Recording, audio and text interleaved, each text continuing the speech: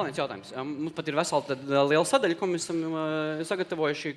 Kas ir tās lietas, kas jums kā prezidentūrai beidzoties, kas visvairāk pietrūkst? Beidzās prezidentūra, un tad pēkšņi nav, kā tā. Par kādām lietām iet runa? Nezinu, par kādām privilēģijām prezidenta, kas ir, jūs varat ar cvīcvā izbraukt cauri korķim. Klausieties.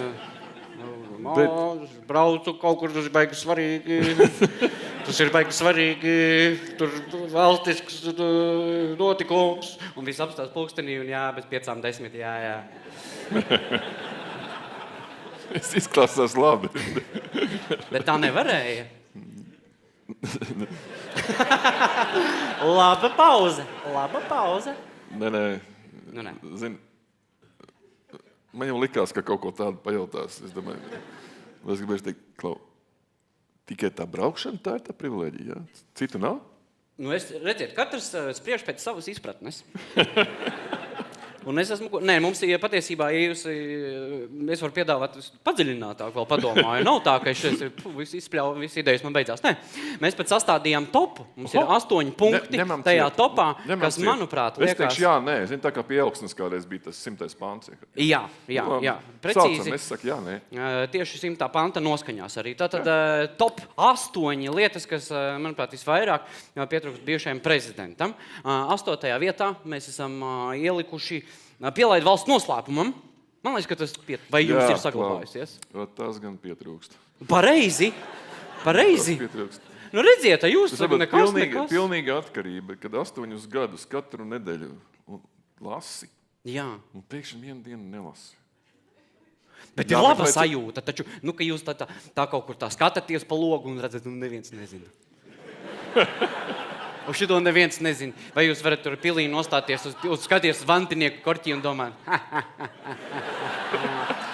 ja jūs zinātu, jūs visi grieztos apakaļ un brauktu tur. Nu, izstāviet, es pēc tam 9 sekundēs pateikšu. Bet zini, tas, kas tur ir rakstīts, ir labāks nekā avīzēs. Aizraujošāks. Nu jā. Labi, tas pietrūks. Ņem nākošo. Jā. Nu, varbūt jūs varat kaut ko pastāstīt, kas tur bija tāds.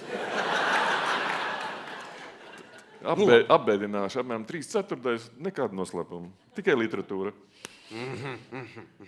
Bet vēl viens papildu jautājums. Kā izskatās? Tā ir tāda kaste? Valsts noslēpums, tāda vieta? Vai ir viens cilvēks, kas zina to? Tur galvenais jāuzliek ir sarkana priekšējā lapiņa uz šitām 4. Jā. Un darīts? Un Skuterkungam jāuzraksta vienkārši klasificēts. Un viss. Tu padomā, cik vienkārši.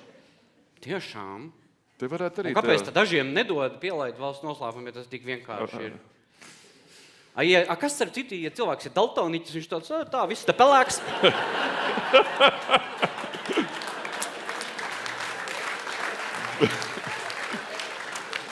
Kādu interesē, te viss pelēkais. Par to ir padomāts. Par to ir padomāts. Nevar dabūt pielaid valsts noslēpumu, ja tu esi daltoniķis. Vai var? Var. Bet ja lasīt nemāk, nevar. Nu var arī izlasīt klasificēts, ja? Jo klasificēts ir tikai sarkans. Klasificēts nav zaļš, zaļš. dzeltens un sarkans. Ne, ir arī zaļš. Tā kā luksofors. Un ir zils. Tas ir ārlietu ministrijā. Tā kā ministrijā. daltoniķiem visiem tur jābūt uzmanīgi. Viņiem jāmācās lasīt. Okay. Es kur tur neko nemeloju. Viss tā ir patiesība. Jā, es jums pilnībā ticu. 7. vietā, man liekas, pie privileģiem, kas pietrūkst, ir tas, ka nav jāmaksā rēķini. Kādi rēķini nav jāmaksā? Tādi parastie tādi, jo jūs ko jums nav jāiet, pa gāzi nepaspēja samaksāt, vai atslēdza telefonu atkal. Jo ne jau, ka ļaunprātīgi man ir bieži gadījies, ka aizmirstās. Un tad jums nav. Bet viena problēma, tev neviens nezvana. Tiešām neviens nezvanīja. Bez šitā var iztikt. Labāk, ka man ir zvana, man ir rēķins, jo lielāks rēķins, jo vairāk man zvana. Ja, un tāpēc tam cits sajūta. Labi, nepietrūkst. 6. vietā jaundzimušo sveikšana. Man liekas, tas ir jauks prezidenta pienākums. Es jau dažus varu apsveikt tāpatās, bet principā ja tā pavisam nopietni, bija baigi forši, kad sveicu. Jā, un tāpēc man liekas interesanti, ka Beržiņkungs atcēla. Bet es neatcēlu, es ieviesu. Viņš principā atcēla.